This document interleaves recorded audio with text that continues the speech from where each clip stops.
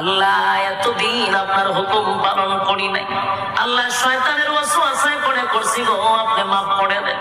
চোখের পানিগুলো ছেড়ে দিয়া যদি আল্লাহর দরবারে আপনি দরখাস্ত করেন, আমার আল্লাহ বলেন বান্দারে যৌবনকালে যদি একবার ডাক দেস, আমি 70 বার বান্দা তোর ডাকে জবাব দিই।